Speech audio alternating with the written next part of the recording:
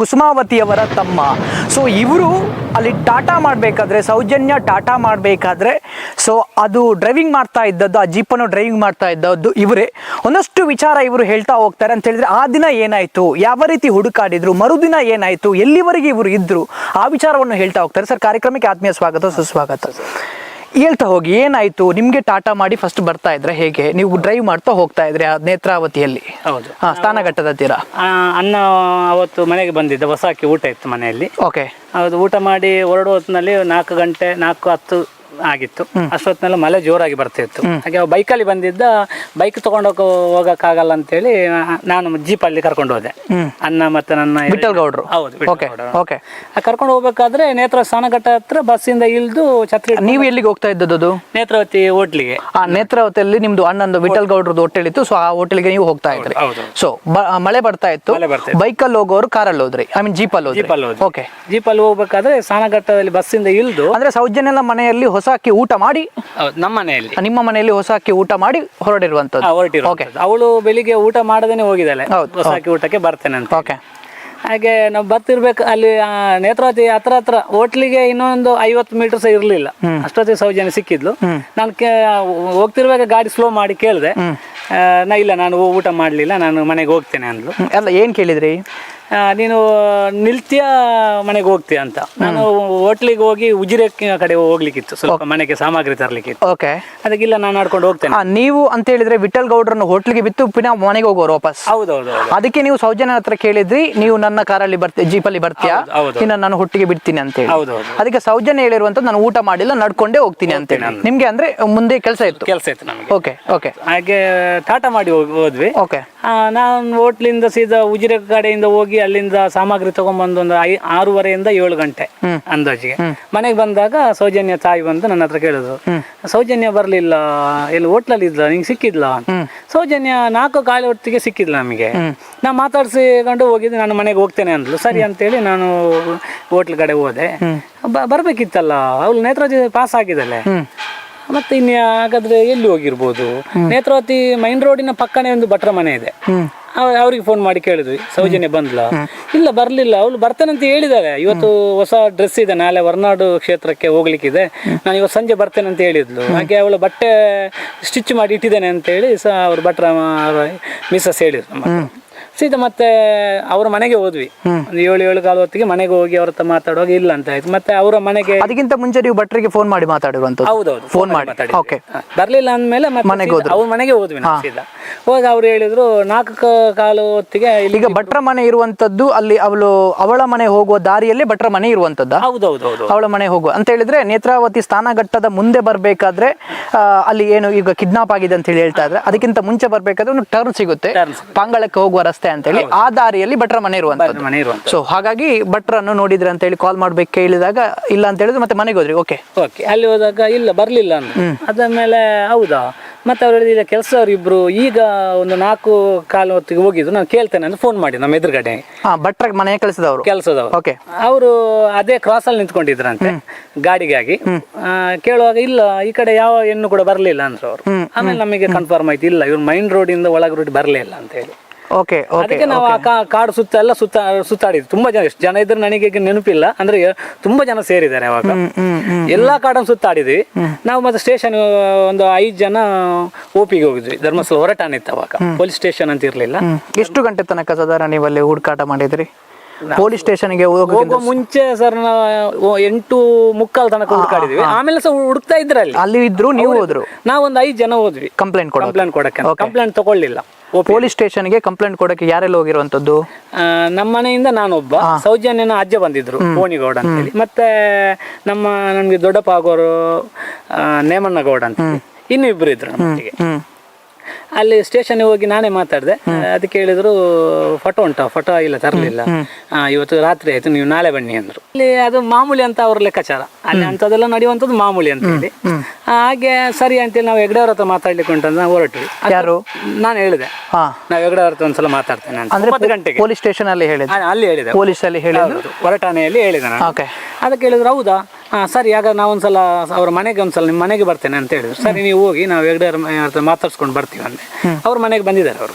ಹೆಗ್ಡೆ ಅವ್ರ ಹತ್ರ ಮಾತಾಡಿಸ್ತೇನೆ ಅಂದ ನಂತರ ಅವ್ರು ಹೇಳಿದ್ದ ಮನೆಗೆ ಬರ್ತೇನೆ ಅಂತ ಹೇಳಿ. ಅದಕ್ಕಿಂತ ಮುಂಚೆ ನಾಳೆ ಬನ್ನಿ ಈಗ ನಾಳೆ ನೋಡುವ ಅಂತ ಹೇಳಿದ್ರು. ಹೆಗ್ಡೆ ಅವ್ರ ಹತ್ರ ಮಾತಾಡ್ತೀನಿ ಅಂದ ತಕ್ಷಣ ಅವ್ರ ಮನೆಗೆ ಬರ್ತೇನೆ ಅಂತ ಹೇಳಿದ್ರು. ಓಕೆ, ಆಮೇಲೆ ನಾನೇ ಹೋಗಿ ಮಾತಾಡಿದೆ. 9 ಗಂಟೆ ಕರೆಕ್ಟ್ ಸಿಕ್ಕಿದ್ದಾರೆ ಹೆಗ್ಡೆ ಅವರು. ಹೇಳಿದ್ರು ಎಲ್ಲಿದ್ರು ಅವ್ರು ಅವ್ರ ಮನೆಯಲ್ಲಿ ಬೀಡಲ್ಲಿ. ನಮ್ಮ ಅಕ್ಕನ ಮಗಳು ಅಂದ್ರೆ ನಾರ್ಮಲ್ ಆಗಿ ಎಲ್ರು ಏನಾದ್ರು ಮಾತಾಡಕ್ ಹೋಗ್ಬೇಕಾದ್ರೆ ಅವ್ರು ಸಿಗ್ತಾರೆ, ಇದ್ರೆ ಸಿಗ್ತಾರೆ, ಕೆಲವು ಟೈಮಲ್ಲಿ ಸಿಗೋದಿಲ್ಲ. ಎಲ್ರು ಕೂಡ ಮಾತಾಡಕ್ ಹೋಗ್ಬೋದು ಅಂದ್ರೆ ಈ ತರ ಪರ್ಮಿಷನ್ ತೆಗೆದುಕೊಂಡು ಹೋಗುವಂತದ್ದು ಏನಿಲ್ಲ, ಅವಾಗ ಇರ್ಲಿಲ್ಲ. ಓಕೆ, ಆ ಟೈಮಲ್ಲಿ ಇರ್ಲಿಲ್ಲ. ಓಕೆ, ಹೋಗಿ ರಾತ್ರಿ ಹೇಳಿದೆ. ನನ್ನ ಅಕ್ಕನ ಮಗಳು ಕಾಲೇಜಿಂದ ಬರ್ತಿದ್ಲು, ನೇತ್ರಾವತಿಯಲ್ಲಿ ನಾನು ನೋಡಿದ್ದೇನೆ.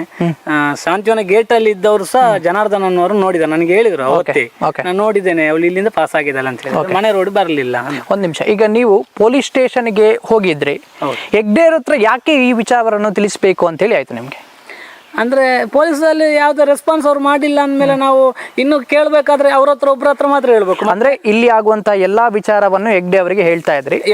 ಸೊ ಅದಕ್ಕೋಸ್ಕರ ಹೆಗ್ಡೆ ಅವರ ಹತ್ರ ಹೋದ್ರೆ ಒಂದು ಸೊಲ್ಯೂಷನ್ ಸಿಗುತ್ತೆ, ಸಿಗ್ಬೋದು ಅನ್ನೋಂತ ವಿಚಾರಕ್ಕೆ ಹೋಗಿದ್ರಿ. ಸೊ ಏನೇ ಆದ್ರೂ ಕೂಡ ಹೆಗ್ಡೆ ಅವ್ರ ಹತ್ರ ಹೋಗುವಂತಹ ಒಂದು ಅಲ್ಲಿ ಏನ್ ನಡೆಯುವಂತ ಇದ್ರೆ ಹೆಗ್ಡೆ ಅವರಿಗೆ ಗೊತ್ತಿದೆ ನಡೆಯುವಂತದ್ದು. ಅಲ್ಲಿ ಏನಿದ್ದು ನಡೆದಿದ್ರು ಅವರಿಗೆ ಯಾರ ತಿಳಿಸ್ತಾರೆ ಅದನ್ನ ವಿಚಾರ ಹಿಂಗೆ ಆಗಿದೆ.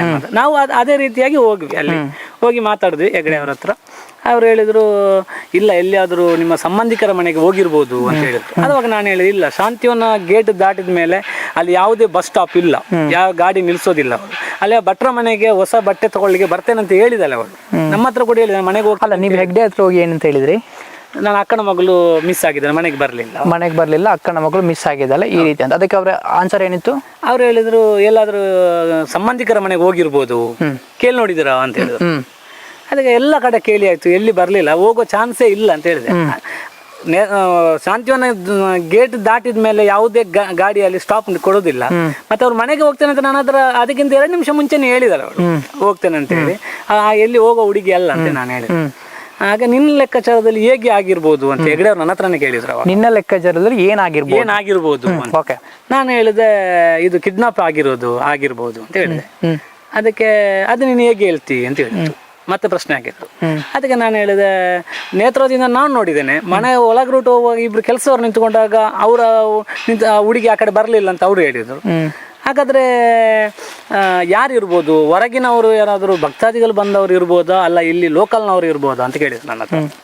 ನಾನು ಹೇಳಿದೆ ಅದು ಯಾರಂತ ಹೇಳಲಿಕ್ಕೆ ಆಗೋದಿಲ್ಲ, ಯಾಕಂದ್ರೆ ನಾನು 2 ನಿಮಿಷ ಮುಂಚೆ ಅದೇ ರೂಟಲ್ಲಿ ಹೋಗ್ಬೇಕಾದ್ರೆ ಒಂದೇ ಒಂದು ಗಾಡಿ, ಒಂದು ಮನುಷ್ಯ ಕೂಡ ಆ ರೋಡಲ್ಲಿ ಇರಲಿಲ್ಲ. ಅದು ಸ್ಟ್ರೈಟ್ ರೋಡ್, ಅದು ಯಾರು ಇರಲಿಲ್ಲ, ನಾನೇ ನೋಡಿದ್ದೇನೆ. ಮಳೆ ಜೋರು ಬರ್ತಾ ಇತ್ತು, ಆದ ಕಾರಣ ಅದು ಸಮಯ ನೋಡಿ ಯಾರು ಕಾದು ಮಾಡಿರ್ಬೋದು ಅಂತ ಅವಾಗಲೇ ಹೇಳಿದ್ದೇನೆ.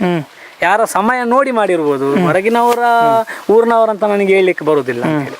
ಸರಿ, ನಾಳೆ ಬನ್ನಿ, ಬೆಳಿಗ್ಗೆ 9 ಗಂಟೆಗೆ ನೋಡೋಣ. ನಾನು ಈಗ ರಾತ್ರಿ ಆಯ್ತಲ್ಲ, ನಾನೀಗ SP ಅವರಿಗೆಲ್ಲ ಫೋನ್ ಮಾಡಿ ಹೇಳ್ತೇನೆ, ನಾಳೆ ಬನ್ನಿ ಮಾತಾಡುವ ಅಂತ ಹೇಳಿ. SP ಅವರಿಗೆ ಫೋನ್ ಮಾಡಿ ಹೇಳಿದ್ರಾ? ಗೊತ್ತಿಲ್ಲ ಅದೇನು ಅಂತ. ನಿಮ್ಮ ಎದುರು ಏನು ಮಾಡಲಿಲ್ಲ? ನಮ್ಮ ಎದುರು ಏನಿಲ್ಲ, ನೀವೀಗ ಹೋಗಿ ಅಂದರು. ಸರಿ ಅಂತೇಳಿ ನಾವು ಬಂದ್ವಿ. ಬೆಳಿಗ್ಗೆ 8 ಗಂಟೆ ಮನೆಯಿಂದ ಹೊರಟ್ವಿ. ಮನೆಯಿಂದ ಹೊರಟು ಹೆಗ್ಡೆ ಅವರ ಬೀಡ್ನ ಹೊರಗಡೆ ನಿಂತಿದ್ವಿ. ಇಲ್ಲಿ ನನ್ಗೆ ಏನು ಅಂತ ಹೇಳಿದ್ರೆ ನೋಡಿ, ಹೆಗ್ಡೆ ಅವರ ಹತ್ರ ಹೋಗಿ ಮಾತಾಡಿದಾಗ ಕ್ವಶನ್ ಕೇಳಿದ್ರು ಓಕೆ, ಆದ್ರೆ ಇವರು ತಪ್ಪಿಸಿಕೊಂಡು ಹೋಗಿದ್ದಾಳೆ, ನನಗೆ ಟಾಟಾ ಮಾಡಿ ಹೋಗಿದ್ದಾಳೆ ಅನ್ನೋ ವಿಚಾರ ಬಂದಾಗ ಹೆಗ್ಡೆ ಅವರು ಹೇಗೆ ಆಗಿರಬಹುದು ಅಂತೇಳಿ ಇವರ ಹತ್ರ ಕೇಳೋ ಬದಲು ಡೈರೆಕ್ಟ್ ಒಂದು SP ಗೆ ಕಾಲ್ ಮಾಡಿ, ಸರ್ ಈ ತರ ತಪ್ಪಿಸಿ ಹೋಗಿದ್ದಾರೆ ಇವಳ ಮನೆಯವರು ಅಂತ ಹೇಳಿ ಒಂದು SP ಹತ್ರ ಮಾತಾಡ್ಬೋದಿತ್ತು. ಅಥವಾ ಆ ನೈಟೇ ಅದೆಲ್ಲ ಓಕೆ, ಪ್ರಶ್ನೆ ಎಲ್ಲ ಕೇಳಿದ್ರು, ಎಲ್ಲ ಕ್ಲಾರಿಫೈ ಆಯ್ತು, ಅಲ್ಲಿ ಕಾದು ಕೂತಿದ್ರು, ಅವರೇ ಮಾಡಿರುವಂತಹ ಒಂದು ಡೌಟ್ಸ್ ನಮಗಿದೆ ಅಂತೇಳಿ ಇವರು ಹೇಳಿದ್ರು. ಆ ನಂತರನೂ ಕೂಡ ನಾಳೆ ಬೆಳಿಗ್ಗೆವರೆಗೆ ಕಾಯುವಂಥದ್ದು ಯಾಕೋ ನನಗೆ ಸರಿ ಅಂತ ಹೇಳಿ ಅನಿಸ್ಲಿಲ್ಲ. ಯಾಕಂತ ಹೇಳಿದ್ರೆ ಆ ರಾತ್ರಿಯೇ ಕಾಲ್ ಮಾಡಿ ಹೇಳ್ಬೋದಿತ್ತು SP ಅವರಿಗೆ, ನೋಡಿ ಸರ್ ಮಿಸ್ ಆಗಿದೆ ಅಂತ ಹೇಳಿ ಹೇಳ್ತಾರೆ, ಅಲ್ಲಿಯ ಜನಗಳೇ ಅಂತೇಳಿ ಹೇಳ್ತಾ ಇದ್ದಾರೆ, ಸೊ ಹಾಗಾಗಿ ನೀವು ಸ್ವಲ್ಪ ತನಿಖೆಯನ್ನು ಮಾಡಬೇಕು ಅಂತ ಹೇಳಿ ಹೇಳ್ಬೋದಿತ್ತು. ಓಕೆ, ಆನಂತರ ಆಮೇಲೆ ಬೆಳಿಗ್ಗೆ 8 ಗಂಟೆ ಹೊತ್ತಿನ ಅವರು ಬಂದಿರ್ಲಿಲ್ಲ, ಹೊರಗೆ ನಿಂತ್ಕೊಂಡಿದ್ವಿ. ಅಷ್ಟೊತ್ತಿನಲ್ಲಿ ಹರ್ಷೇಂದ್ರ ಕುಮಾರ್ ಬಂದ. ಅಲ್ಲ, ಪೊಲೀಸ್ ಅವರು ಮನೆಗೆ ಬಂದ್ರ? ನೈಟ್ ಬಂದಿದ್ದಾರೆ. ಬಂದು ಅವಳ ಪುಸ್ತಕ ಇಡುವ ಕಪಾಟನ್ನೆಲ್ಲ ನೋಡಿ ಹೋಗಿದ್ದಾರೆ. ಏನಾದ್ರು ಚೀಟಿ ಇಟ್ಟು ಹೋಗಿದಲ್ಲ, ಯಾವ್ದು ಸಿಗ್ಲಿಲ್ಲ ಅವರಿಗೆ.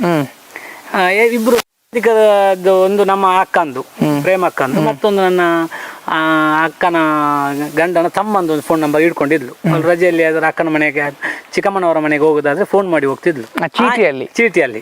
ಆ ನಂಬರ್ ಅನ್ನು ಅರ್ಧ ತಗೊಂಡು ಹೋಗಿದ್ದಾರೆ. ಬಾಡಿ ಸಿಕ್ಕಾಗ ಅಲ್ಲಿ ಇಟ್ಟ ನಂಬರ್ ಕೂಡ ಅದೇ ಆಗಿತ್ತು. ಆ ನಂಬರ್ ಫಸ್ಟ್ ಇದೆ 2-3 ನಂಬರ್ ನಾವು ನೋಡಿದೀವಿ. ಅದೇ ಆ ಚೀಟಿ ಮನೆಯಲ್ಲಿತ್ತ? ಹೌದು, ಪುಸ್ತಕದಲ್ಲಿ ಬರ್ದಿದ್ಲು ಅವಳು. ಆ ಚೀಟನ್ನು ಅರ್ಧ ತಗೊಂಡು ಹೋಗಿದ್ದಾರೆ. ನೈಟ್ ತಗೊಂಡು ಹೋಗಿದ್ದಾರೆ. ಮತ್ತೆ ಬಾಡಿ ಸಿಗೋ ಹೊತ್ತಿನಲ್ಲಿ ಫೋಟೋ ಅವರೊಂದು ಕ್ಲಿಕ್ ಮಾಡಿದ್ದಾರೆ. ಆವಾಗ ಸಿಕ್ಕಿರೋ ಚೀಟ್ ಇದೆ ಅಂತ ಹೇಳಿದ್ರು. ಈ ಚೀಟ್ ಅಂತ ಅಲ್ಲ, SP ಅವರು ಬಂದು ಅಲ್ಲಿ ಖಾಲಿ ಚೀಟಿ ಹರಿದುಕೊಂಡು ಹೋಗಿರುವಂತ. SP ಅಲ್ಲ, ಇಲ್ಲಿ ಹೊರಟಾಣೆಯಿಂದ ಬಂದು ಚೀಟಿಯನ್ನು ಪುಸ್ತಕದಿಂದ ಚೀಟಿ ತಗೊಂಡು ಹೋಗಿದ್ದಾರೆ. ಅಷ್ಟೇ ಕೆಲಸ ಅಲ್ಲ, ಅದು ಪುಸ್ತಕದ ಆಲೇನೆ ಅರ್ಧ ತಗೊಂಡು ಹೋಗಿ. ಅಲ್ಲ, SP ಅವರು ಮಾಡಿರುವಂತದ್ದು ಆ ರಾತ್ರಿಗೆ ಅಷ್ಟೇ ಕೆಲಸ. ಐ ಮೀನ್ ಕಾನ್ಸ್ಟೇಬಲ್ ಅಷ್ಟೇ ಕೆಲಸ.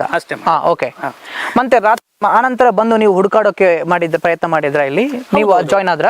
ಹೌದೌದು, ಬಂದಾಗ ತುಂಬಾ ಜನ ಸೇರಿತ್ತು. ನಾವು ಆ ಬಾಡಿ ಸಿಕ್ಕಿರೋ ಜಾಗದ ನೀವು ಸ್ಟೇಷನ್ಗೆ ಹೋಗಿ ವೀರೇಂದ್ರ ಹೆಗ್ಡೆ ಅವರ ಹತ್ರ ಹೋಗಿ ಕಂಪ್ಲೇಂಟ್ ಕೊಟ್ಟು ಅವರು ನಾಳೆ ಬೆಳಿಗ್ಗೆ ಬಾ ಅಂತ ಹೇಳಿದ ನಂತರ ನೀವು ಇಲ್ಲಿ ಹುಡುಕಾಡೋಕೆ ಮತ್ತೆ ಸ್ಟಾರ್ಟ್ ಅಲ್ಲಿಗೆ ನೇತ್ರಾವತಿಗೆ ಬಂದ್ವಿ. ಆ ಬಾಡಿ ಸಿಕ್ಕಿರೋ ಜಾಗದಕ್ಕೆ ಈ ರಸ್ತೆ ಸೈಡ್ ಇಂದ ಕೆಳಗೆ ಇಳಿದು ನಾನು ನೋಡಿದ್ದೇನೆ. ಕೆಳಗೆ ಯಾಕಂದ್ರೆ ಹರೀಶ್ ಅನ್ನೋ ಒಬ್ಬ ನಮಗೆ ಸಿಕ್ಕಿದ ಅವತ್ತು ಧರ್ಮಸ್ಥಳ ಅನ್ನಪೂರ್ಣ ಛತ್ರದಲ್ಲಿ ಒಬ್ಬ ಬಾಣಸಿಗ ಬಡಸುವ ಹರೀಶ್. ಅಂದ್ರೆ ಈಗ ಹರೀಶ್ ಮಡಿವಾಳ ಗಿರೀಶ್ ಮಟ್ಟನ್ ಅವರೊಂದು ತೋರಿಸಿದ್ರು ಆಕ್ಸಿಡೆಂಟ್ ಕೇಸಲ್ಲಿ ಸತ್ತವನು. ಹೌದು. ಯಾವಾಗ ಸಿಕ್ಕಿದ್ದು? ಅವತ್ತು ನೈಟ್ ಸಿಕ್ಕಿಲ್ಲ. ನೈಟ್ ಅಂದ್ರೆ ಒಂದು 8-9 ಗಂಟೆ ಹೊತ್ತು ಇರ್ಬೋದು, ನಮಗೆ ಟೈಮ್ ಕರೆಕ್ಟ್ ಗೊತ್ತಿಲ್ಲ. ಅವ್ರು ಹೇಳಿದ ಅಂದ್ರೆ ಫಸ್ಟ್ ಟೈಮ್ ಹುಡುಕೋಕೆ ಸ್ಟಾರ್ಟ್ ಮಾಡಿದಾಗ. ಹೌದೌದು, ಹೆಗ್ಡೆ ಅವರ ಮನೆಗೆ ಹೋಗೋಕ್ಕಿಂತ ಮುಂಚೆ ಹರೀಶ್ ಸಿಕ್ಕಿದ. ಪರಿಚಯದವರು ಹರೀಶ?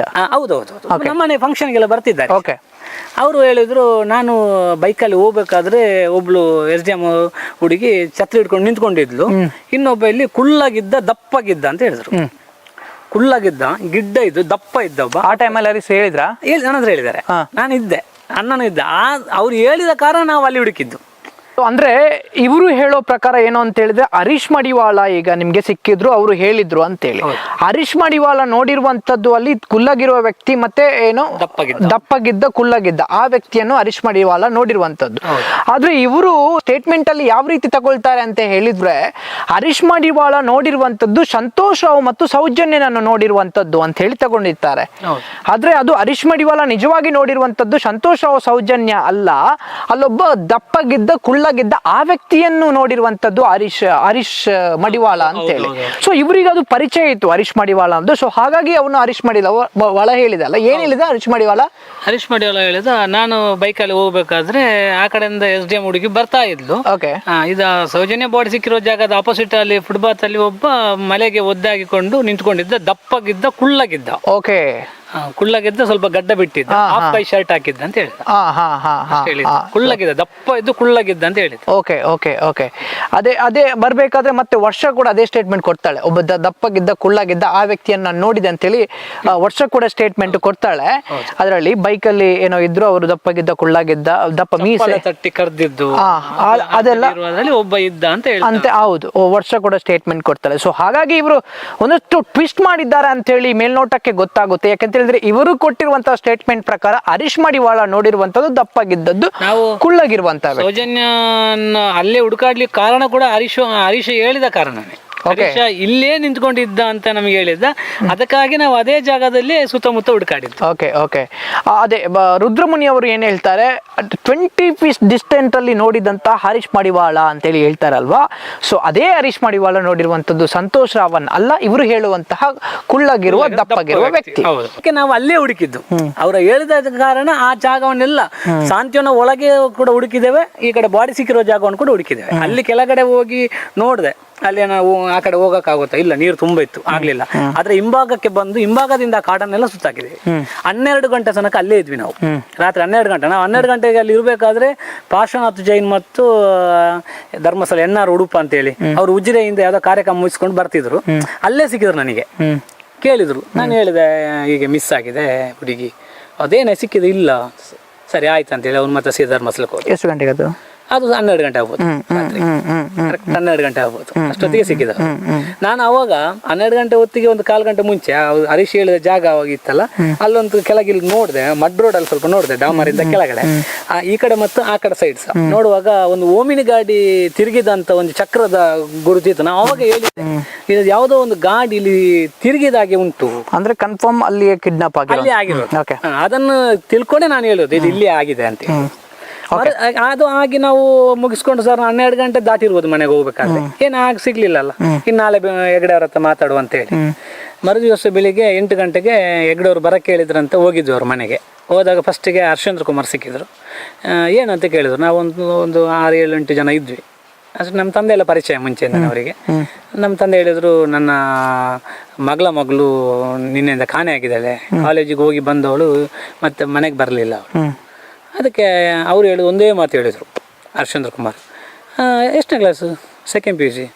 ಅದು ಈಗ ಅದು ವಯಸ್ಸು ಹಾಗೆ ಯಾರೊಟ್ಟಿಗೆ ಹೋಗಿರ್ಬೋದು, ಇನ್ನು 2 ದಿವಸದಲ್ಲಿ ಮನೆಗೆ ಬರ್ತಾಳೆ, ಇನ್ನು ಬಂದಾಗ ಹೊಡಿಲಿಕ್ಕೆ ಹೋಗ್ಬೇಡ, ಗೊತ್ತಾಯ್ತಲ್ಲ ನಾನು ಹೇಳಿದ ಅರ್ಥ ಆಯ್ತಲ್ಲ ನಿನಗೆ ಅಂತ ಜೋರು ಮಾಡಿ ಹೇಳಿದ್ರು. ನಾನು ಹೇಳಿದ ಅರ್ಥ ಆಯ್ತಲ್ಲ ನಿನಗೆ, ಇನ್ನು ಹೊಡಿಲಿಕ್ಕೆಲ್ಲ ಹೋಗ್ಬೇಡ, 2 ದಿವಸದಲ್ಲಿ ಬರ್ಬೋದು, ಅದು ಆ ಪ್ರಾಯ ಅದು ಹಾಗೆ ತುಳುವಲ್ಲಿ ಹೇಳಿದ್ರು.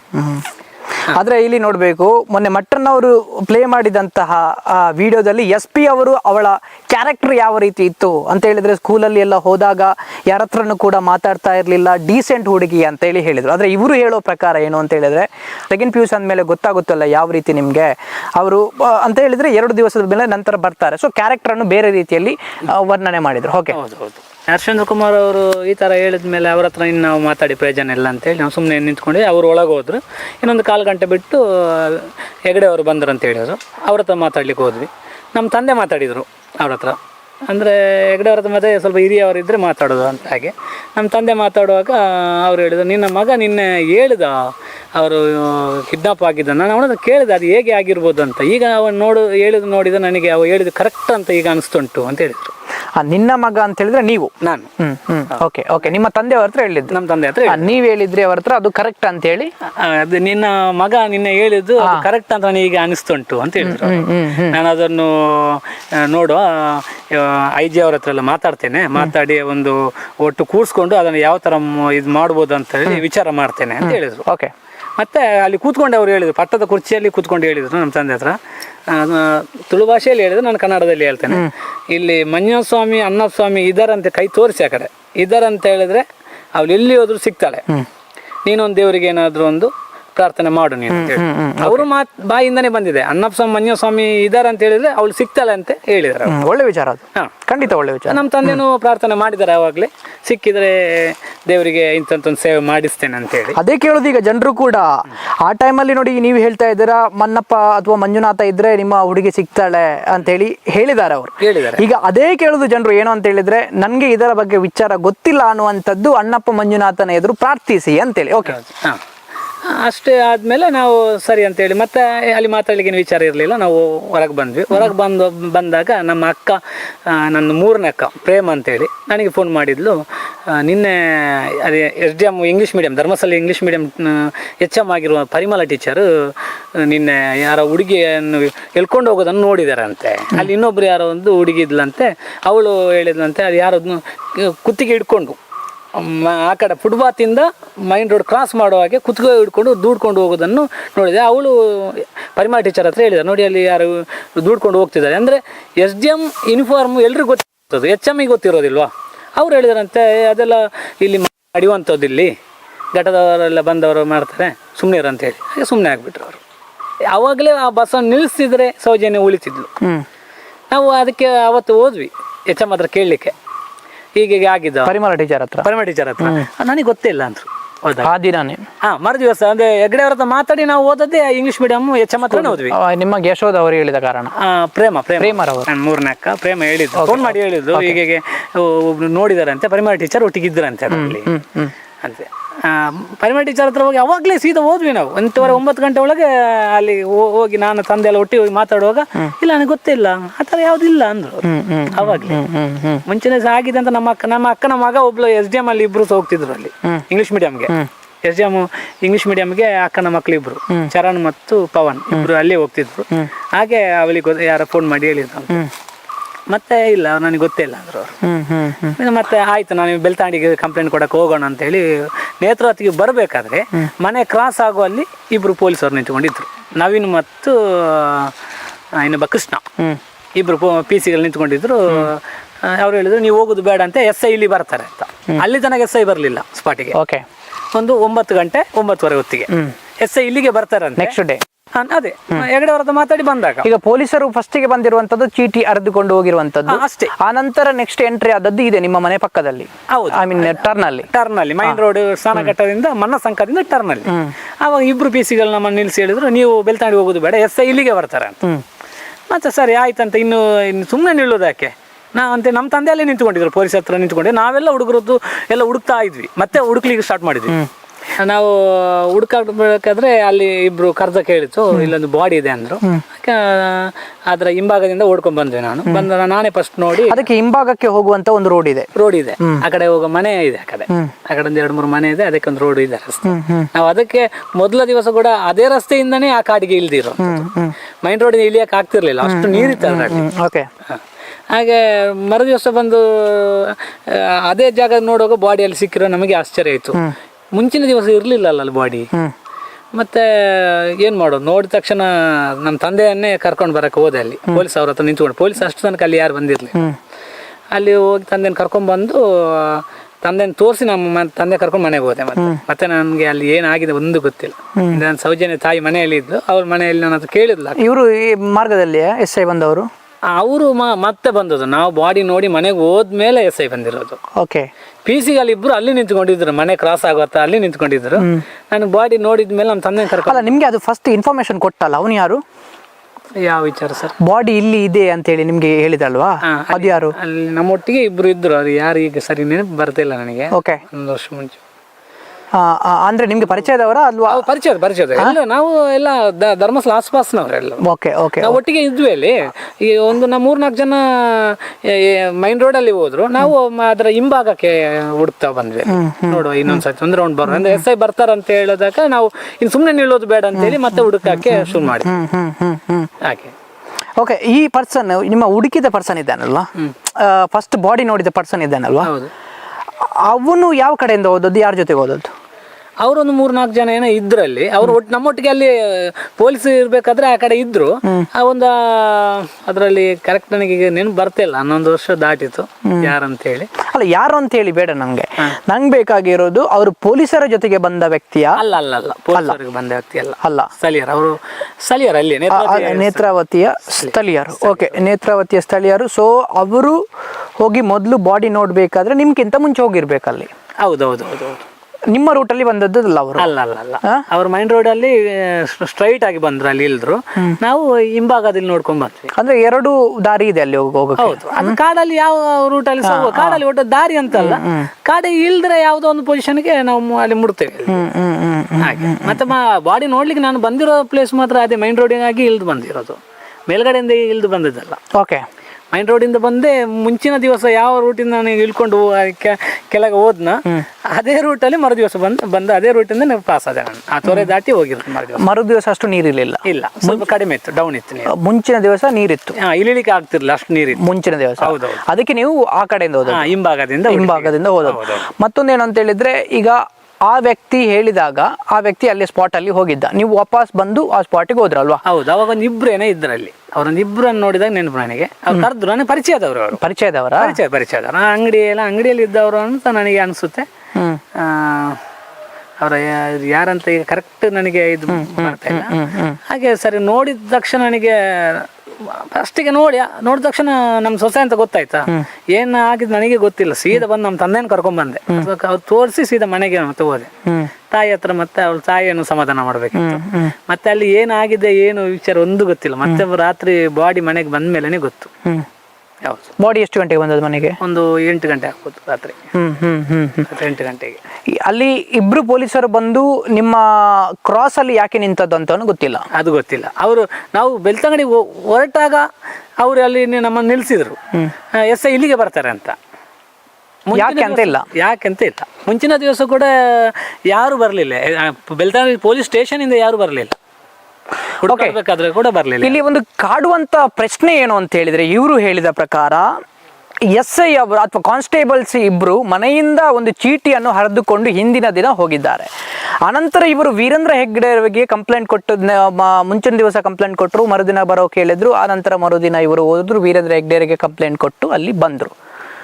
ಬರಬೇಕಾದ್ರೆ ಆ ರಸ್ತೆಯಲ್ಲಿ SI ಅವರು ಯಾಕೆ ನಿಂತ್ಕೊಂಡಿರುವಂಥದ್ದು, ಅಲ್ಲ ಇಬ್ರು ಪೊಲೀಸರು ಯಾಕೆ ನಿಂತ್ಕೊಂಡಿರುವಂಥದ್ದು, ಮತ್ತೆ SI ಇಲ್ಲಿಗೆ ಬರ್ತಾರೆ ಅನ್ನುವಂಥ ವಿಚಾರ ಯಾಕೆ ಅನ್ನುವಂಥ ನಮಗೆ ಪ್ರಶ್ನೆ ಎಲ್ರಿಗೂ ಕಾಡುತ್ತೆ. ಯಾಕಂತ ಹೇಳಿದ್ರೆ ಆ ಸ್ಪಾಟಿಗೆ ಬರಬೇಕು SI ಅಥವಾ ಅಲ್ಲೇ ನಿಲ್ಲಬೇಕು ಅಂತ ಹೇಳಿದ್ರೆ ಯಾಕೆ ಅದು ಅಂತೇಳಿ ಯಾಕೆ ಗೊತ್ತಾಗಿಲ್ಲ ನನಗೆ. ಆದರೂ ನನಗೆ ಅವರು SI ಹತ್ರನೇ ಕೇಳಿದರೆ ಯಾಕೆ ಬಂದರು, ಅಲ್ಲೇ ನಿಂತ್ಕೊಳ್ಬೇಕು ಯಾಕೆ, ಇವರು ಇಬ್ಬರು ಪೊಲೀಸರು ಯಾಕೆ SI ಅವರನ್ನು ಇಲ್ಲೇ ಬರ್ತಾರೆ ಅಂತ ಹೇಳಿದ್ರು ಅಂತೇಳಿ ಗೊತ್ತಿಲ್ಲ. ಸೊ ಮೇಲ್ನೋಟಕ್ಕೆ ಒಂದಷ್ಟು ಅಂದರೆ ಡೌಟ್ಸ್ಗಳು ಹುಟ್ಟುತ್ತಾನೆ ಹೋಗುತ್ತೆ. ಸೊ ಆ ನಂತರ ಏನಾಯಿತು, ಆಮೇಲೆ ಡೆಡ್ ಬಾಡಿ ಎಷ್ಟು ಗಂಟೆಗೆ ತಂದದ್ದು ಮನೆಗೆ? ರಾತ್ರಿ ಒಂದು 8 ಗಂಟೆ ಆಗ್ಬೋದು, ಪೋಸ್ಟ್ ಮಾರ್ಟಮ್ ಆಗಿ ತೊಗೊಂಬಂದಿರೋ. ರಾತ್ರಿ ಒಂದು 8 ಗಂಟೆ ಆಗ್ಬೋದು ಸರ್. 8 ಗಂಟೆಗೆ ಪೋಸ್ಟ್ ಮಾರ್ಟಮ್ ಆಗಿ ತಗೊಂಡು ಬಂದಿರುವಂಥದ್ದು. ಓಕೆ. ಆ ಬಾಡಿ ತೆಗಿಬೇಕಾದ್ರೆ ಯಾರು ಕೂಡ ಸ್ಪಾಟಲ್ಲಿ ಇರಲಿಲ್ವಾ ನಿಮ್ಮವರು? ನಮ್ಮವರು ಬಾಡಿ ತೊಗೊಂಡ್ಬರ್ಬೇಕಾದ್ರೆ ಸೌಜನ್ಯನ ಚಿಕ್ಕಪ್ಪನವರಿಬ್ಬರು ಎದುರುಗಡೆ ಇದ್ರು. ಆ ಬಾಡಿ ಇದನ್ನು ಸ್ಟ್ರೆಚರ್ ಹಿಡ್ಕೋಬೇಕಾದ್ರೆ ಈಗ ಫೋಟೋದಲ್ಲಿ ಇದೆ ಬಾಲಕೃಷ್ಣ ಮತ್ತು ಲೋಕೇಶ್ ಅಂತ. ಲೋಕೇಶನ್ ಅವರು ಈಗ ಅನ್ನಪೂರ್ಣ ಛತ್ರದಲ್ಲಿ ಕೆಲಸಕ್ಕಿದ್ದಾರೆ. ಅದು ಬಾಡಿ ತಗೊಂಡ್ ಬರುವ ಫೋಟೋದಲ್ಲಿ ಇದೆ, ಅವ್ರು ಇಬ್ರು ಹಿಡ್ಕೊಂಡ್ ಬಂದ್ ಬರುವಂತದ್ದು. ಸೌಜನ್ಯ ಚಿಕ್ಕಪ್ಪ, ತಂದೆ ತಮ್ಮಂದಿರಿ. Okay okay okay okay. So ಅಷ್ಟೇ ನೀವು ನೋಡಿದ್ದು? ನಾನು ನೋಡಿರೋದು ಅಷ್ಟೇ. ಅವ್ರು ತಗೊಂಡ್ಬರೋದನ್ನ ನಾನು ಫೋಟೋದಲ್ಲಿ ನೋಡಿದೆ ಅಷ್ಟೇ. ಅಂದ್ರೆ ನಾನು ಬಾಡಿ ನೋಡಿದ ತಕ್ಷಣ ನಾನು ಕಾಲ್ ಮಾಡಿದ್ದು ನಮ್ಮ ಬೆಂಗಳೂರು ನನ್ನ ಮಾವನಿಗೆ ಒಂದು ಫೋನ್ ಮಾಡಿದೆ. ಅಲ್ಲಿ ಹೀಗೆ ಆಯ್ತು, ಬಾಡಿ ಸಿಕ್ಕಿದೆ ಅಷ್ಟೇ ಹೇಳಿ ಮತ್ತೆ ನಾನು ಮನೆಗೆ ಹೋದೆ.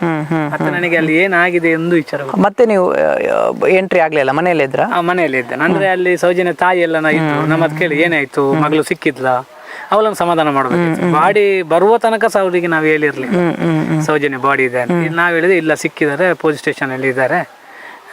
ಬೆಳಿಗ್ಗೆ ಒಂದು 9 ಗಂಟೆ ಆಗ ಸಿಕ್ಕಿದ್ದ?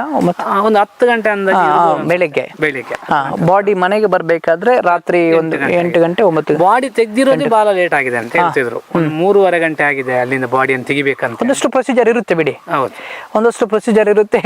ಆದ್ರೆ ಆ 3 ಗಂಟೆ ತೆಗ್ದಂತ ಪ್ರೊಸೀಜರ್ ಅಲ್ಲಿ ಏನು ಮಾಡಿದ್ದಾರೆ ಅನ್ನುವಂತ ವಿಚಾರ ಇಲ್ಲಿ ಗೊತ್ತಾಗುದಿಲ್ಲ.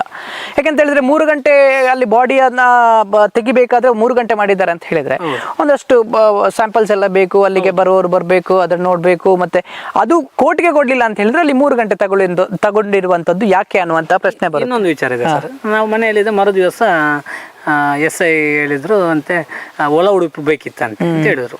ಅಂದ್ರೆ ಅಲ್ಲಿ ಬಾಡಿ ಇರುವಲ್ಲಿ ಒಳ ಉಡುಪು ಇರಲಿಲ್ಲ. ಮರು ದಿವಸ ಇದು ಬಾಡಿ ನಮ್ದೆಲ್ಲ ಕೆಲಸ ಎಲ್ಲ ಅಂದ್ರೆ ಬಾಡಿ ಸಿಕ್ಕಿದ ನೆಕ್ಸ್ಟ್ ಡೇ. ಓಕೆ. ಇಬ್ಬರು ಪೊಲೀಸ್ ಅವ್ರು ಬಂದಿದ್ರು. ಒಂದು ಒಳ ಉಡುಪು ಬೇಕಂತ ಹೇಳಿದ್ರು. 11 ತಾರೀಕಿಗೆ 11 ತಾರೀಕು ಇರ್ಬೋದು. 10 ತಾರೀಕಿಗೆ ಬಾಡಿ ಸಿಕ್ಕಿದಲ್ಲ? 11 ತಾರೀಕಿಗೆ. ಅದಕ್ಕೆ ಹೌದು, ಯಾಕೆ ಇಲ್ಲ, ಅದು ಬಾಡಿ ಅಲ್ಲಿ ಒಳ ಉಡುಪು ಇರಲಿಲ್ಲ. ಅವಳು ಯಾವ ಥರ ಒಳ ಉಡುಪು ಉಪಯೋಗ ಮಾಡ್ತಾರಂತ ಬೇಕಂತ ಹೇಳಿದರು. ಸರಿ ಅಂತೇಳಿ ಒಂದು ಒಳ ಉಡುಪನ್ನು ಮನೆಯಿಂದ ತಗೊಂಡಾಗ ಅರ್ಧಿತ್ತು. ನಾನು ಅದಕ್ಕೆ ಸ್ಟಿಚ್ ಮಾಡಿ ಕೊಟ್ಟೆ. ಸ್ಟಿಚ್ ಮಾಡಿ ಒಂದಿಷ್ಟುದ್ದ ನೂಲು ಬಿಟ್ಟಿದ್ದೇನೆ. ಮನೆಯಲ್ಲಿ ಟೈಲರ್ ಮಿಷನ್ ಇತ್ತು, ಅಕ್ಕ ನನ್ನ ಹತ್ರ ಕೊಟ್ಟಲು, ನಾನು ಸ್ಟಿಚ್ ಮಾಡಿ ಕೊಟ್ಟಿದ್ದೇನೆ. ಅದು ಈಗ ಬೇಕಾದ್ರೆ ಅವರು ತೋರಿಸಿದ್ರೆ ಹೇಳ್ತೇನೆ ನಾನು ಸ್ಟಿಚ್ ಮಾಡಿದ ಪಟ್ಟಿಗಿದೆ ಅಂತ. ಆಮೇಲೆ ನೋಡ್ತೇವೆ ನಾವು. ಟೈಲರ್ ನೀವು? ಟೈಲರ್ ಅಲ್ಲ, ಮನೆಯಲ್ಲಿ ಇತ್ತು ಮುಂಚೆ ಟೈಲರ್ ಇದ್ರು. ಅದು ಸ್ಟಿಚ್ ಎಲ್ಲ ಸ್ವಲ್ಪ ಅದರಲ್ಲೇ ಕಲ್ತಿದ್ವಿ. ಸ್ಟಿಚ್ ಮಾಡಿ ಕೊಟ್ಟಿದ್ದೆ, ಅರ್ಧದ್ದು ಕೊಡೋದು ಬೇಡ ಅಂತೇಳಿ. ಮತ್ತೆ ನೋಡುವಾಗ ಒಂದು ಸ್ವಲ್ಪ ದಿವಸ ಬಿಟ್ಟಾದ್ಮೇಲೆ ಇಲ್ಲ, ಸೌಜನ್ಯ ಹಾಕೊಂಡಿದ್ದ ಒಳ ಉಡುಪು ಇದೆ ಅಂತ ಹೇಳಿ ಅವರು ಹೇಳಿದ್ರು. ನಾನು ಹೇಳಿದೆ ಇಲ್ಲ, ನಾವು ಅದು ಸ್ಟಿಚ್ ಮಾಡಿ, ನಾನು CBI ಅವ್ರ ಹತ್ರ ಕೂಡ ಅದನ್ನು ಹೇಳಿದ್ದೇನೆ. ಒಳ ಉಡುಪು ಅಲ್ಲಿ ಇರಲಿಲ್ಲ, ಛತ್ರಿ ಇರಲಿಲ್ಲ. ನಾನು ನೋಡಬೇಕಾದ್ರೂ ಛತ್ರಿ ಕೂಡ ಇಲ್ಲ ಅಲ್ಲಿ, ಯಾವುದಿಲ್ಲ. ಖಾಲಿ ಒಂದು ಟಾಪ್ ಒಂದು ಮೇಲೆ ಬಿದ್ದಿತ್ತು, ಒಂದು ಪ್ಯಾಂಟನ್ನು ಜಸ್ಟ್ ಒಂದು ಮೇಲೆ ಹಾಕಿದಾಗಿ ಅಷ್ಟೇ ಇದ್ದದಲ್ಲಿ. ಒಂದು ಬ್ಯಾಗನ್ನು ಕೈಗೆ ಸುತ್ತಾಕಿ ಇಟ್ಟ ಥರ ಇತ್ತು ಅಷ್ಟೇ. ಒಳ ಉಡುಪು ನಾವೇ ಕೊಟ್ಟಿರೋದು. ಓಕೆ. ಮತ್ತೇನಾಯಿತು? ಅನಂತರ ನಿಮ್ಮದು ಮನೆಗೆ ಹೋದ್ರಿ, ಸಮಾಧಾನ ಮಾಡಿದ್ರಿ? ಸಮಾಧಾನ ಮಾಡಿ ಬಾಡಿ ಬರೋ ತನಕ ಸಹ ನಾವು ಅವಳಿಗೆ ಹೇಳಿರಲಿಲ್ಲ. ಒಂದು 7-7:30 ಮೇಲೆ ಅವಳ ಮನೆ ಕರ್ಕೊಂಡು ಹೋದ್ವಿ. ಅಲ್ಲಿ ತನಕ ನಮ್ಮ ಮನೆಯಲ್ಲಿ ಇಟ್ಕೊಂಡಿದ್ವಿ ಅಕ್ಕನನ್ನು. 7:30 ಮೇಲೆ ಅವಳಿಗೆ ಗೊತ್ತಾಯ್ತು ಜನ ಸೇರುವಾಗ ಏನೋ ಸಮಸ್ಯೆ ಆಗಿದೆ ಅಂತೇಳಿ. ಅಂದರೆ ನಮ್ಮ ತಂದೆ ಕೂಡ BP ಪೇಷಂಟ್ ಅವರು. ಏನಾದರೂ ಮತ್ತು ನಮ್ಮ ಅಕ್ಕ ಏನಾದರೂ ಮಾಡ್ಕೊಳ್ತೇವೆ ಅನ್ನೋ ಒಂದು ಭಯ ಬೇರೆ ನಮಗೆ. ಅದಕ್ಕೆ ನಾನು ಅಲ್ಲಿಂದ ಬಿಟ್ಟು ಅಲ್ಲಿ ಹೋಗಲಿಲ್ಲ, ನೇತ್ರಾವತಿ ಹೋಗಲಿಲ್ಲ, ಮನೆ ಬಿಟ್ಟು. ಮತ್ತೆ ಕಂಪ್ಲೇಂಟ್ ಕೊಡ್ಲಿಕ್ಕೆ ಹೋಗಿದ್ದೆ ಅವ್ರು ನೆಕ್ಸ್ಟ್ ಡೇ? ಅಣ್ಣ ವಿಠಲ್ ಗೌಡ್ರು ಅವ್ರು ಮತ್ತೆ ಜಗದೀಶ್ ಗೌಡ ನನ್ನ ಭಾವ ಅವರೇ ಮತ್ತೆ ಕಂಪ್ಲೇಂಟ್ ಕೊಡೋದು ಸ್ಟೇಷನ್ಗೆಲ್ಲ ಹೋದ ಕೆಲಸ ಎಲ್ಲ ಅವರೇ ಮಾಡಿದ್ರು. ವಿಠಲ್ ಗೌಡ್ರು ಇದಕ್ಕೆ ಮತ್ತೆ ಎಂಟ್ರಿ ಆಗ್ಲಿಲ್ಲ ಮೊದ್ಲೇ, ಅಂದ್ರೆ ಹುಡುಕಾಡೋಕೆ ಎಲ್ಲ? ಹುಡುಕಾಡುವಾಗ ಇದ್ದವ ಒಟ್ಟಿಗೆ ಇದ್ದಾನ. ಅನ್ನ ಹೋಟ್ಲಿಗೆ ಹೋಗಿದ್ದ. ಅವತ್ತನೇ ದಿವಸ ಹೋಟ್ಲು ಬಂದು, ಸೌಜನ್ಯ ಮಿಸ್ ಆದ ದಿವಸ ಹೋಟ್ಲು ಓಪನ್ ಇರ್ಲಿಲ್ಲ. ಅವತ್ತು ಬಂದು ಮರು ದಿವಸಕ್ಕೆ ಅಂತ ಹೇಳಿ ರೆಡಿ ಮಾಡ್ಬೇಕಂತ ಹೇಳಿ ಅವನನ್ನು ಬಿಡಕ್ ಹೋಗಿದ್ದೆ ನಾನು ಹೋಟ್ಲಿಗೆ. ಅಣ್ಣನಿಗೆ ಫೋನ್ ಮಾಡಿದೆ, ಅಣ್ಣ ಈಗ ಬರ್ಲಿಲ್ಲ ಅಂತ ಹೇಳಿದ ತಕ್ಷಣ ಅಣ್ಣ ಅಲ್ಲಿಗೆ ಬಂದ ಆ ಸ್ಪಾಟಿಗೆ. ಎಲ್ಲ ಒಟ್ಟಿಗೆ ಹುಡುಕಾಡ್ಕೊಂಡು ಧರ್ಮಸ್ಥಳ ಓಪಿಗೆ ಅವ ಬರ್ಲಿಲ್ಲ, ಅವ ಬೆಳ್ತಾನ ಸ್ಟೇಷನ್ಗೆ ಆ ಕಡೆ ಹೋದ್ರು ಅವರು. ಧರ್ಮಸ್ಥಳ ಓಪಿಗೆ ನಾನೇ ಹೋದೆ, ಹೋಗಿ ಮತ್ತೆ ಹೆಗ್ಡವ್ರ ಹತ್ರ ಮಾತಾಡ್ಲಿಕ್ಕೆ ನಮ್ಮ ತಂದೆ ಮತ್ತೆ ಅಣ್ಣ ಬೆಳ್ತಾಂಡಿಗೆ ಹೋಗಿದ್ರು. ಆಗ ಅವ್ರು ಬಂದು ಹೇಳಿದ್ರು, ಕಂಪ್ಲೇಂಟ್ ತಗೊಳ್ಳಿಲ್ಲ ಬೆಳ್ತಂಗಡಿಯಲ್ಲಿ ಕೂಡ ಅಂತ ಹೇಳಿ, ಫೋಟೋ ಎಲ್ಲ ಬೇಕು ತಗೊಂಬನ್ನಿ, ನಾಳೆ ಕಂಪ್ಲೇಂಟ್ ತಗೊಳ್ಳುವ ಅಂತ ಹೇಳಿದ್ರು ಅಂತ ಮನೆಯಲ್ಲಿ ಬಂದು ಹೇಳಿದ್ರು. ಸರ್ ನಂದು ರಾತ್ರಿ 1 ಗಂಟೆ ಆಗ್ಬೋದು. ಮಿಸ್ಸಿಂಗ್ ಕಂಪ್ಲೇಂಟ್ ಏನಾದ್ರು? ಮಿಸ್ಸಿಂಗ್ ಕಂಪ್ಲೇಂಟ್ ತಗೊಳಕ್ಕೇನೆ ಮರು ದಿವಸ ಫೋಟೋ ಬೇಕಂದ್ರೆ, ಫೋಟೋ ಇಲ್ಲದೆ ತಗೊಳಕ್ ಆಗೋದಿಲ್ಲ ನಮಗೆ. OP-ಯಲ್ಲಿ ನಾನು ಸೌಜನ್ಯ ಮಿಸ್ ಆದ ದಿವಸ ಹೇಳಿದಾಗ ಎಷ್ಟನೇ ಕ್ಲಾಸ್ ಅಂತ ಕೇಳಿದ್ರು, ಸೆಕೆಂಡ್ PUC ಅಂತ ಹೇಳಿದಾಗ ಅಲ್ಲಿ ಕೂಡ ಅವ್ರು ಹೇಳಿದ್ರು ಅದು ಈಗ ಹುಡುಗಿ ಹೋಗುವಂತ ಒಂದು ವಯಸ್ಸು ಅಂತ ನನ್ನ ಹೇಳಿದ್ದಾರೆ. ಅದನ್ನ ನಾನು ಪೀತಾಂಬರಿ ಯರಾಜಿ ಅವ್ರ ಹತ್ರ ಒಂದ್ಸಲ ಹೇಳಿದ್ದೇನೆ. ಸರ್ ಹೊರಟಾಣೆಯಲ್ಲಿ ನಾವು ಕಂಪ್ಲೇಂಟ್ ಕೊಡಕ್ಕೆ ಹೋದಾಗ ಅವ್ರು ಈ ತರ ಹೇಳಿದ್ರು. ಯಾರು ಪೀತಾಂಬರಿ ಯರಾಜಿ? ಮುಂಚೆ ಪೊಲೀಸ್ ಇಲಾಖೆಯಲ್ಲಿ ಈಗ ನಿವೃತ್ತರಾಗಿರುವ. ಓಕೆ, ಅವ್ರ ಹತ್ರ ಹೇಳಿದ್ದೇನೆ. ಆ ನಂತರ ನಿಮ್ಮ ಪಾತ್ರ ಇಲ್ಲಿಗೆ ಮುಗೀತು ಅಷ್ಟೇ ಮತ್ತೆಲ್ಲ. ನೆಕ್ಸ್ಟ್ ಡೇ ಕಂಪ್ಲೇಂಟ್ ಕೊಡಕ್ಕೆ ಹೋಗೋದು ಅವ್ರು ಇವರು ಅವರೇ ಹೋಗಿರೋದು. ಮತ್ತೆ ವಿಠಲ್ ಗೌಡ ಮತ್ತು ಚಂದಪ್ಪ ಗೌಡ್ರು ಹೋಗಿದ್ದಾರೆ. ಮತ್ತೆ ಜಗದೀಶ್ ಗೌಡ ಒಟ್ಟಿಗೆ ಇದ್ರು. ಸೌಜನ್ಯ ಜಗದೀಶ್ ಗೌಡ್ರು, ಹೌದು. ಸೌಜನ್ಯದ್ದು ಎಲ್ಲ ಕಾರ್ಯ ಎಲ್ಲ ಮುಗ್ದಾದ್ಮೇಲೆ, ಅವತ್ತು ಬಾಡಿ ಸಿಕ್ಕಿ ಅವ್ರ ರಾತ್ರಿ ಕಾರ್ಯ ಮುಗ್ದಾದ್ಮೇಲೆ ಬೆಳಿಗ್ಗೆ ಮರು ದಿವಸ ಬೆಳಿಗ್ಗೆ ಧರ್ಮಸ್ಥಳದಲ್ಲಿ ಪ್ರತಿಭಟನೆ ಉಂಟು, ಬೆಳ್ತಂಗಡಿ ಹೋಗ್ಲಿಕ್ಕೆ ಉಂಟು ಅಂತ ಹೇಳಿದ್ರು. ಅದು ಬೆಳಿಗ್ಗೆ 7 ಗಂಟೆ ನಾನು ಹೋಗಿದ್ದೆ. ಅಲ್ಲ, ಬಾಡಿ ಯಾವ ರೀತಿ ಇತ್ತು ಸರ್, ನೋಡಿದ್ರಾ ಆ ಟೈಮಲ್ಲಿ? ಬಾಡಿ ಜಸ್ಟ್ ನೋಡಿದ್ದೇನೆ, ಏನು ತುಂಬಾ ಒತ್ತಾದ ತರ ಇರ್ಲಿಲ್ಲ, ಹಸಿಯಾಗಿ ಕಾಣ್ತಿತ್ತು. ಅವಾಗಲೇ ಏನೋ ತಂದು ಹಾಕಿದ ತರ ಇತ್ತು, ಹಾಗೆ ಇತ್ತು. ಅಂದ್ರೆ ರಾತ್ರಿ 12 ಗಂಟೆ 1 ಗಂಟೆ ಸಾಧಾರಣ ಇದ್ವಿ ಅಲ್ಲಿ ಇರ್ಲಿಲ್ಲ. ಆಮೇಲೆನೆ ತಂದು ಹಾಕಿರೋದು. ಆ ಜಾಗದಲ್ಲಿ ಕೂಡ ಆದದ್ದು ಕೂಡ ಅಲ್ಲ, ನಾವು ಒಂದು ಹುಡುಕುವಾಗ ಅಲ್ಲಿ ಇರೋದು ಬಾಡಿ ಮತ್ತೆ ಎಲ್ಲಿಂದ ಬರ್ಬೇಕು ಅದು. ಹೌದು, ಅಲ್ಲ ಆ ನಂತರ ನಿಮ್ದು ಪಾತ್ರ ಅಲ್ಲಿಗೆ ಮುಗೀತು. ಅಲ್ಲಿ ಮುಗೀತು. ಆಮೇಲೆ ಸೌಜನ್ಯಂದು ಎಲ್ಲ ಕಾರ್ಯ ಮುಗ್ದಾದ್ಮೇಲೆ ಅವತ್ತೊಂದು ದಿವಸ ಬಾಡಿದ್ದು ಎಲ್ಲ ಸುಟ್ಟಾಗಿ ಆದ್ಮೇಲೆ ಮರು ದಿವಸ ಬೆಳಿಗ್ಗೆ ಅದು ಅವತ್ತು ಹೇಳಿದ್ರು, ಧರ್ಮಸ್ಥಳದಲ್ಲಿ ಪ್ರತಿಭಟನೆ ಇದೆಯಂತೆ, ಬೆಳ್ತಂಗಡಿ ಹೋಗ್ಲಿಕ್ಕೆ ಉಂಟು ಹೇಳಿದ್ರು ಅಂತೇಳಿ, ಇಲ್ಲಿ ಸೇರ್ಬೇಕಂತ ಹೇಳಿದ್ರು ಅಮೃತ ವರ್ಷಿಣಿಯಲ್ಲಿ. ಅಲ್ಲಿಂದ ಬೆಳ್ತಂಗಡಿ ಹೋಗಿ ಅಲ್ಲಿ ಪ್ರತಿಭಟನೆ ಮಾಡ್ಲಿಕ್ಕೆ ಅಂತ. ಯಾರು? ಧರ್ಮಸ್ಥಳದಲ್ಲಿ ಹೆಗ್ಡೆ ಅವರು ಹೇಳಿದ್ದಾರೆ, ಎಲ್ರು ಹೋಗ್ಬೇಕು ಊರಿನವರೆಲ್ಲ ಸೇರಿ ಅಂತ. ಹೆಗ್ಡೆ ಅವರೇ ಪ್ರತಿಭಟನೆ ಮಾಡ್ಬೇಕಂತ ಹೇಳಿದ್ದಾರೆ ಅಂತ ಹೇಳಿದ್ರು. ಯಾಕೆ? ಅದೇ ಸೌಜನ್ಯ ಒಂದು ಅತ್ಯಾಚಾರ ಕೊಲೆ ಆಗಿದೆಲ್ಲ, ಅದಕ್ಕೆ ಇದು ಸ್ಟೇಷನ್ ಹತ್ರ ಅಲ್ಲಿ ಬೆಳ್ತಂಗಡಿಯಲ್ಲಿ ಹೋಗಿ ಪ್ರತಿಭಟನೆ ಮಾಡಬೇಕು ಊರಿನವ್ರು ಸೇರಿ ಅಂತ ಹೇಳಿ ಅವರು ಹೇಳಿದ್ರು. ಇನ್ವೆಸ್ಟಿಗೇಷನ್ ಆಗ್ತಾ ಇದೆ ಅಲ್ಲ? ಆದ್ರೂ ಅವಾಗ ಅವ್ರು ಹೇಳಿದ್ರು. ನಾನು ಹೋಗಿದ್ದೆ ಧರ್ಮಸ್ಥಳಕ್ಕೆ ಬೆಳಿಗ್ಗೆ 7 ಗಂಟೆ ಹೋಗಿ ಅಲ್ಲಿಂದ ನೇತ್ರಾವತಿ ಹೋದಾಗ ಅಲ್ಲಿ ಕೃಷ್ಣ ಪೊಲೀಸ್ ಸಿಕ್ಕಿದ್ರು. ಅವ್ರು ನನ್ನ ಹತ್ರ ಕರೆದು ಹೇಳಿದ್ರು, ಸೌಜನ್ಯ ಒಂದು ಫೋಟೋ ತೆಗೆದ ಫೋಟೋಗ್ರಾಫರ್ದು ದುಡ್ಡೊಂದು ನೀವು ಕೊಡಬೇಕು ಅಂತ ಹೇಳಿದ್ರು. ಯಾರು? ನಾವು ಕೊಡ್ಬೇಕಂತ ಹೇಳಿ ಕೃಷ್ಣ ಅನ್ನೋ ಪೊಲೀಸ್ ಹೇಳಿದ್ರು ನನ್ನ ಹತ್ರ. ಬೆಳಿಗ್ಗೆ 7 ಗಂಟೆಗೆ ನೇತ್ರಾವತಿಯಲ್ಲಿ ಡೆಡ್ ಬಾಡಿ ಸಿಕ್ಕಿದೆ. ಡೆಡ್ ಬಾಡಿ ಇದ್ದು ಫೋಟೋ ಎಲ್ಲ ತೆಗೆದ ಫೋಟೋಗ್ರಾಫರ್ದು ದುಡ್ಡೊಂದು 300 ರೂಪಾಯಿ ಆಗಿದೆ, ಅದನ್ನು ನೀವು ಕೊಡಬೇಕು ಅಂತ ಹೇಳಿದ್ರು. ಸರಿ ಸರ್ ಕೊಡುವ, ಈಗ ನನ್ನ ಹತ್ರ ಇಲ್ಲ ಅಂದೆ. ಅದಾಗಿ ಮತ್ತೆ ಧರ್ಮಸ್ಥಳಕ್ಕೆ ಹೋದೆ ನಾನು. ಟ್ಯಾಕ್ಸ್ ದುಡ್ಡಲ್ಲದೆ ಈ ರೀತಿ ಕೂಡ ಕೊಡಬೇಕು ಕೊಡ್ಬೇಕಂದ್ರೆ ಈಗೆಲ್ಲ ನಾನು ಕೊಡ್ತೇನೆ ಅಂತ ಹೇಳಿ ನಾವು ಧರ್ಮಸ್ಥಳ ಹೋದಾಗ ಅಲ್ಲಿ ಮತ್ತೆ ಹೇಳಿದ್ರು, ಇಲ್ಲ ಪ್ರತಿಭಟನೆ ಕ್ಯಾನ್ಸಲ್ ಅಂತೆ, ಬೇಡ ಅಂತ ಹೇಳಿದ್ದಾರೆ ಹೆಗ್ಡೆ ಅವರು ಅಂತ ಹೇಳಿದ್ರು. ಓಕೆ, ಅವತ್ತೇ ಬೆಳಗ್ಗೆ 7 ಗಂಟೆಗೆ ಹೋದೆ. ನೇತ್ರಾವತಿ ಹೋಗಿ ಮತ್ತೆ ಧರ್ಮಸ್ಥಳ ಬರಬೇಕಾದ್ರೆ ಅಲ್ಲಿ ಹೇಳಿದ್ರು, ಇಲ್ಲ ಪ್ರತಿಭಟನೆ ಇಲ್ಲ ಅಂತೆ. ಅಲ್ಲ, ಪ್ರತಿಭಟನೆ ಇಲ್ಲ ಅಂತ ಹೇಳುವಂಥದ್ದು ಸರಿ, ಆದ್ರೆ ಪ್ರತಿಭಟನೆ ಅಲ್ಲಿ ಯಾಕೆ ಅಂತ ಹೇಳಿ ನಂಗೆ ಬೇಕಲ್ಲ. ಡೆಡ್ ಬಾಡಿ ಸಿಕ್ಕಿದೆ, ಇನ್ವೆಸ್ಟಿಗೇಷನ್ ಆಗ್ತಾ ಇದೆ. ಇನ್ವೆಸ್ಟಿಗೇಷನ್ ಆಗಬೇಕಾದ್ರೆ ಯಾಕೆ ಪ್ರತಿಭಟನೆ ಮಾಡಬೇಕು? ಇನ್ವೆಸ್ಟಿಗೇಷನ್ ಲೇಟ್ ಆದರೆ ಅಥವಾ ಮತ್ತೊಂದು ಏನಾದರೂ ಆದರೆ ಅಲ್ಲಿ ಲೋಪದೋಷಗಳು ಕಂಡು ಬಂದರೆ ಅದರ ವಿರುದ್ಧ ನಾವು ಪ್ರತಿಭಟನೆ ಮಾಡಬೇಕು. ಡೆಡ್ ಬಾಡಿ ಸಿಕ್ಕಿದ ನಂತರ ಇನ್ವೆಸ್ಟಿಗೇಷನ್ ಆಗ್ತಾ ಇದೆ ಅಂತ ಹೇಳಿದ್ರೆ ನಾವು ಪ್ರತಿಭಟನೆ ಯಾಕೆ ಮಾಡಬೇಕು? ಇದು ನಂಗೆ ಅರ್ಥ ಆಗಲಿಲ್ಲ. ಓಕೆ, ಅದೇ ನಮಗೂ ಹಾಗೆ ಮಾಡ್ಬೇಕನ್ನೋರು ಅವ್ರೆ, ಮತ್ತೆ ಕ್ಯಾನ್ಸಲ್ ಮಾಡಿದವರು ಅವ್ರೆ. ಓಕೆ, ನಾನು ಅಲ್ಲಿ ನಾನೇ ಹೋಗಿದ್ದೆ ಧರ್ಮಸ್ಥಳ ಅಮೃತ ವರ್ಷಿಣಿ ಹತ್ರ ಹೋಗಿದ್ದೆ. ಅದಾಗ ಇಲ್ಲ ಪ್ರತಿಭಟನೆ ಕ್ಯಾನ್ಸಲ್ ಆಗಿದೆ ಅಂತ ಹೇಳಿ ಎಲ್ರು ಬಂದವರಿಗೆಲ್ಲ ಸರ್ಬತ್ತೇನೋ ಕೊಟ್ಟು ಕಳ್ಸಿಕೊಟ್ಟಿದ್ದಾರೆ ಅಂತ ಹೇಳ್ತಾರೆ. ಓಕೆ, ಮತ್ತೆ ಮನೆಗೆ ಬಂದೆ ನಾನು ಸೀದಾ. ಓಕೆ ಓಕೆ ಓಕೆ ಅಷ್ಟೇ. ಆ ನಂತರ ನೀವು ಕಂಪ್ಲೇಂಟ್ ಕೊಡ್ಲಿಕ್ಕೆ ಹೋಗಿದ್ರು. ಚಂದಪ್ಪ ಗೌಡ್ರ ಕಂಪ್ಲೇಂಟ್ ಅನ್ನು ಕೂಡ ತಗೊಂಡ್ರು. ಫಸ್ಟ್ ಕಂಪ್ಲೇಂಟ್ ಚಂದಪ್ಪ ಗೌಡ್ರು ಮತ್ತು ಜಗದೀಶ್ ವಿಠಲ್ ಗೌಡ ಜಗದೀಶ್ ಎಲ್ಲ ಒಟ್ಟಿಗೆ ಹೋದ್ರು. ಆನಂತರ ಕಂಪ್ಲೇಂಟ್ ಆಯಿತು. ಆ ನಂತರ ಒಂದಷ್ಟು ಲೋಪದೋಷಗಳು ಏನೆಲ್ಲ ಈಗ ಹೇಳ್ತಾ ಬರ್ತಾ ಇದ್ದೇವೆ. ಸೊ ಅದು ಸೊ ಖಂಡಿತ.